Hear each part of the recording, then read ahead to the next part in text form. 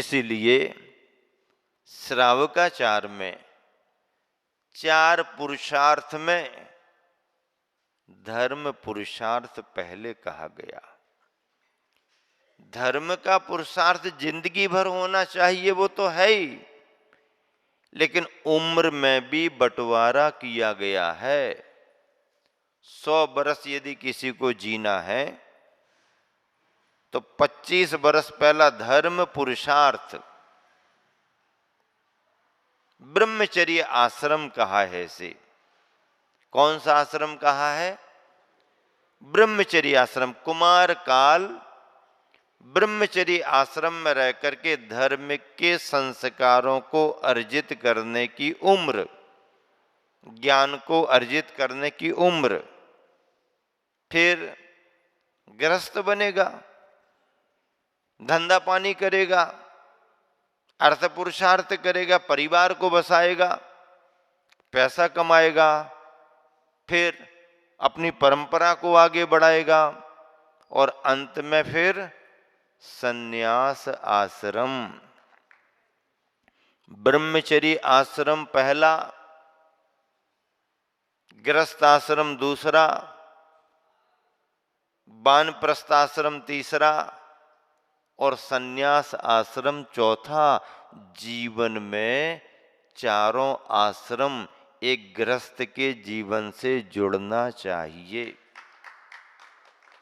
तभी तो तुम्हारा श्रावकाचार पलेगा, तभी तो तुम श्रावकाचार के अनुसार जैन कुल में आकर के कुछ कर पाओगे, अन्यथा तो कुछ नहीं।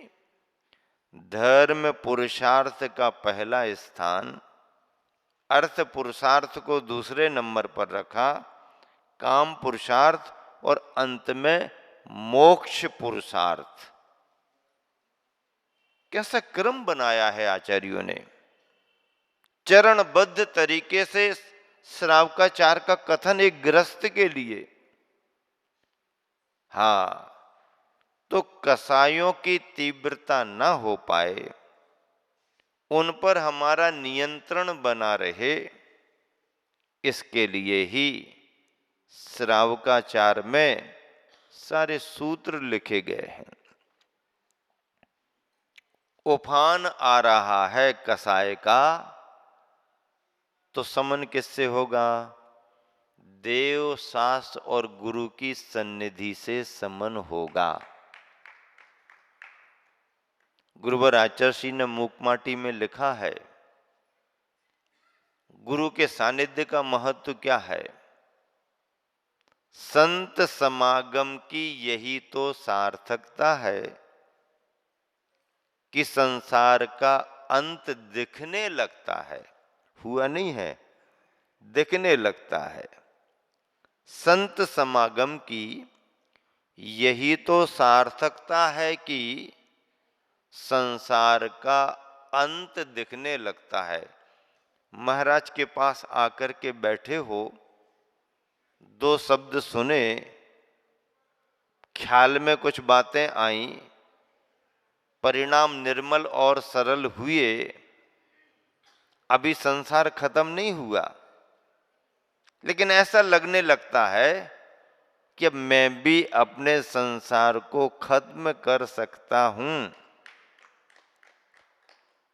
सम्यक दृष्टि भव्यात्मा के अंदर ये भाव आ जाता है कि अब हमारा संसार ज्यादा नहीं है। समुद्र भर पानी को उसने अपने भावों से अंजुरी, एक कटोरी भर पानी बना लिया। संत समागम की यही तो सार्थकता है कि संसार का अंत दिखने लगता है। समागम करने वाला जो आकर के बैठा है विनय भाव से सुनने समझने के लिए, समागम करने वाला वह तुरंत सुनते ही साथ तुरंत संत संयत बने ना बने, इसकी कोई अनिवार्यता नहीं है। तुरंत में संत संयत बने ना बने इसकी कोई अनिवार्यता नहीं है, किंतु संतोषी अवश्य बनता है। क्या कहा? हाँ, तुरंत में संत संयत बने या ना बने, इसकी कोई अनिवार्यता नहीं है, लेकिन संतोषी अवश्य बनता है। परिणामों में परिवर्तन आता ही आता है। धर्म के जितने भी कार्य किए जाते हैं, धर्मात्माओं को देख देख करके ही प्रेरणा प्राप्त होती है। अरे वो कर सकता तो हम क्यों नहीं कर सकते?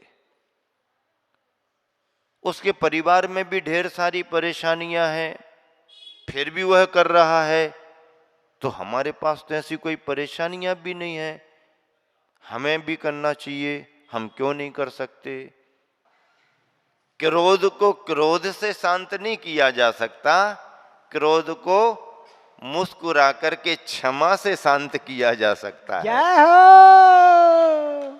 क्रोध को क्रोध से शांत नहीं किया जा सकता है, क्रोध को हाँ मृदु स्वभावी और मुस्कुराहट से शांत किया जा सकता है। हो भैया ठीक है, आप ही सही, आप ही बड़े हो, बाकी तो हमें सब पता है कौन बड़ा है छोटा है, लेकिन भैया बहुत अच्छा बहुत अच्छा, हमको इतनी जानकारी नहीं थी, अब क्या धीरे धीरे समझ आएगी ना हमको, आप ज्यादा समझदार हो, ठीक आपने सही कहा, हम ख्याल रखेंगे। ठंडा कर दिया। बाद में तो मालूम है कि बिगाड़ तो इन्हीं का होना है, अपना क्या बिगड़ना है? अपना क्या बिगड़ना है ना। ठीक है भैया, हाँ ठीक है, ठीक, बहुत अच्छा कहा आपने। ऐसी तो गलतियां हम करते ही रहते ना, आपने गलती बताई ना, ये बहुत अच्छा किया। इतना आपको टाइम भी तो है ना कि आप हमारी गलतियां देख करके बता भी सकते हो, इतना तो हमें टाइम ही नहीं कि कौन क्या करता है। हाँ ये अच्छा है, और भी 2 4 10 लोगों की गलतियां देख के बताओ, उनका भी सुधार हो जाएगा। यही काम करते रहो तुम तो दिन भर, पीठ पीछे कहना, यही करते रहो तुम तो दिन भर। हाँ, लेकिन मृदुभाषी स्थिति पर नियंत्रण कर सकता है। कठोर बोल करके, आवेश में बोल करके हम लोगों को भड़का तो सकते हैं, वातावरण खराब तो कर सकते हैं, लेकिन खराब वातावरण को सुधार नहीं सकते हैं। इसकी कला सभी को नहीं आती, इसकी क्षमता भी सभी के पास नहीं रहती है। बात बात में कुपित होना, गर्मा गर्मी की बातें करना किसी को आ सकती हैं, गर्मा गर्मी को ठंडा करना सबको नहीं आता। हाँ, और नीति है मृदुभाषी होना चाहिए। एक विचारक ने लिखा, अगर तुम्हारे जेब में पैसे नहीं हैं तो भी चिंता नहीं करना, तुम्हारा कोई काम रुकेगा नहीं। क्या? अगर तुम्हारे जेब में पैसे नहीं है तो जिह्वा में मिठास लेकर के चलना, जिह्वा में मिठास लेकर के चलना, तुम्हारा कोई काम रुकेगा नहीं। या फिर तुम्हारे जेब में बहुत पैसे हो, अकड़ तकड़ करके भी बात कर लो तो भी पैसा फेंक, तमाशा देख। अकड़ तकड़ करके भी बात कर ली और बाद में पैसा लुटा दिया तो भी काम बन जाएगा। वहां चल जाएगा अगड़ तगड़ जहां पर पैसा है। अब पैसा ही नहीं है और अगड़ तगड़ में और आ गए तो मामला बिगड़ जाएगा। अगर तुम्हारे जेब में पैसे नहीं तो चिंता मत करना, पैसा फेंक करके भी जो काम नहीं बनेगा, अगर तुम्हारे व्यवहार में मिठास है तो बिन पैसे के भी तुम्हारा काम बनेगा, बिन पैसे के भी बनेगा। प्रैक्टिकल करके देख लेना। विनम्रता में तो आओ, विनम्रता का व्यवहार तो करो, तुम्हारा कोई काम रुकेगा नहीं। हाँ, विनम्रता में सब काम बनते हैं, पर ये विनम्रता आसान नहीं होती है। जब तक परिणामों में हमारे मृदुता नहीं आएगी तब तक व्यवहार में विनम्रता आ ही नहीं सकती। प्रशम भाव, संवेग किसे कहते हैं? 2 परिभाषाएं हैं संवेग की। धर्म और धर्मात्मा को देख करके प्रसन्न होना। हाँ, अरे बहुत बढ़िया, कितना अच्छा कार्य कर रहा है, रोज सुबह अभिषेक करता है, पूजा पाठ करता है, शांति धारा करता है, प्रवचन सुनता है, वैयावृत्ति में आता है। ऐसा करते हुए किसी को देख करके मन में प्रसन्न होना, हम भी करेंगे ऐसा ही। धर्म और धर्म के फल में उत्साह रखना, क्या संवेग भावना की परिभाषा क्या? धर्म और धर्म के फलों में धर्मात्माओं को देख करके उत्साह मन में आना, अथवा संसार और संसार के कारणों से बचना। दोनों परिभाषाएं, तुम्हें क्या चुनना है, यू लाइक। हाँ, पकड़ लो जो भी पकड़ना है। संवेग, अनुकंपा तीसरा गुण है सम्यक दृष्टि का। 8 अंगों की चर्चा हो गई, अब अगली चर्चा अनुकंपा। प्रथम संवेग अनुकंपा। अनुकंपा दया का परिणाम। दया का परिणाम आए बगैर धर्म की शुरुआत हो ही नहीं सकती।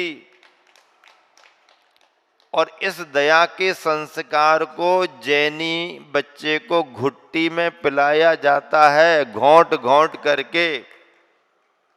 हाँ, छोटा बच्चा है, अभी हजम कुछ नहीं होता है, थोड़ा सा दूध लेती है माँ, और उसमें माँ करे ना करे, दादी तो जरूर करती है ना। दादी के अनुभव ज्यादा रहते हैं। अभी तो ये माँ बनी है, अभी दादी बनने में इसको टाइम लगेगा। हाँ, तो दादी ज्यादा ध्यान रखती है, और ऐसा ऐसा घोंट घांट करके थोड़ा थोड़ा उस घुट्टी में बहुत कुछ जाता है।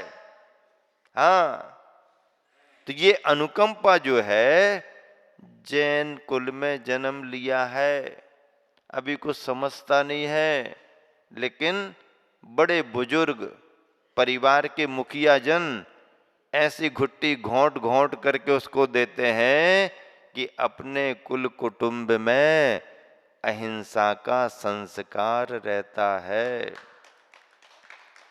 मद्य मधु मांस से बचना, ये असेवनीय है, अवक्ष है,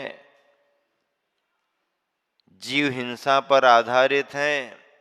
ये घोंट घोंट करके नमोकार मंत्र के साथ में कानों में नमोकार और जिह्वा पर अहिंसा।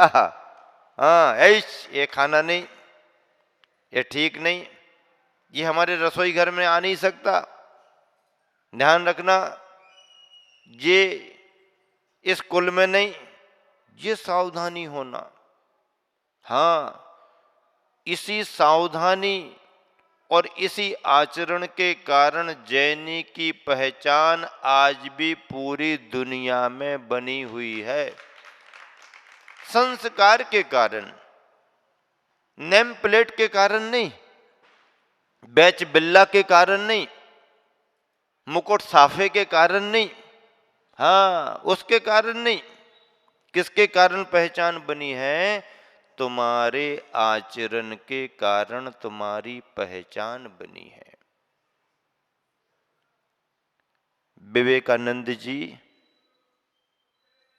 विदेश गए, बचपन से उनको उनके गुरु का संस्कार मिला, गुरु के पास रह करके उन्होंने शिक्षा ग्रहण की, पढ़ाई करने गए तो गुरु का संस्कार मिला, और घर में रहे तो माता पिता का संस्कार मिला। जब वो विदेश जाने लगे तो माँ का आशीर्वाद लेने गए, तो माँ ने इतना ही कहा, जाओ, जो तुम्हारे पास ज्ञान है उसका प्रचार प्रसार करो, अच्छाइयां सबको बताओ, लेकिन भारत का संस्कार छूटना नहीं चाहिए। अपने यहाँ की संस्कृति का संस्कार तुम्हारा छूट ना जाए, इसका ध्यान रखना। आप निश्चिंत रहो, आपका ही तो बेटा हूं ना, आप निश्चिंत रहो, आपका बेटा हूं। और जब वो विदेश गए तो बड़ी चर्चा चली, भारत से कोई बड़ा विद्वान आ रहा है, बड़ा विद्वान आ रहा है, अपना भाषण देगा, बड़ा विद्वान आ रहा है, भाषण देगा। अब विदेशियों के मन में आ गया, बड़ा विद्वान आ रहा, भाषण देगा तो बढ़िया है, सूटेड बूटेड कोई आ रहा होगा। जब ये पहुंचे वहां पर, उतरे प्लेन से, देखा लोगों ने, पत्रकारों ने, भौचक के रह गए। अरे हम तो सोच रहे थे कोई हमारे जैसा कोई सूटेड बूटेड पढ़ा लिखा आदमी बड़ी डिग्री लेकर के आया होगा, वो हम लोगों को बताएगा, समझाएगा। ये तो कपड़ों का ही ठिकाना नहीं, भगवा भगवा पहने और ऐसे ही दिख रहा है, ये तो साधु जैसा। किसी पत्रकार ने व्यंग कर दिया, आप देश को समझाने के लिए आए हो, तुम्हारे देश का कल्चर यही है क्या? कोई ड्रेस व्रेस नहीं है, वो पहनते थे अपना वैसा गेरुआ, कोई ड्रेस व्रेस नहीं, ये तुम्हारे देश का कल्चर ऐसा ही है क्या? तो विवेकानंद जी ने क्या उत्तर दिया, सुनो जी, तुम्हारे देश का कल्चर तुम्हारे कपड़ों पर आधारित रहता है और हमारे देश का कल्चर हमारे आचरण पर आधारित रहता है। और तुम्हारे देश के कल्चर को तुम्हारे यहाँ का दर्जी टेलर तैयार करता है, हमारे देश के कल्चर को हमारे यहाँ का गुरु तैयार करता है। सबकी हवा निकल गई, चेहरे पर हवाइयां उड़ने लगीं और वातावरण एकदम बदल गया। लोगों को समझ में आया कि भारतीय संस्कृति का संस्कार केवल कपड़ों से नहीं जुड़ा है, उनके आचार विचार से जुड़ा हुआ है। जैन व्यक्ति की पहचान उसके आचार विचार से बनी है। इसलिए इस समय भी सबका कर्तव्य बनता है कि अगर हम महावीर की जय बोलते हैं तो महावीर की पहचान भी बनी रहे और उनकी जय बोलने पर हमारी भी पहचान बनी रहे। अनुकंपा, अहिंसा, जीव दया, धर्मों में परम धर्म, जीवों की रक्षा किए बगैर, जीवों को बचाए बगैर धर्म पल ही नहीं सकता है। इसलिए तुम्हारी हर प्रवृत्ति में, हर कार्य में जीव दया का परिणाम जुड़ा रहता है,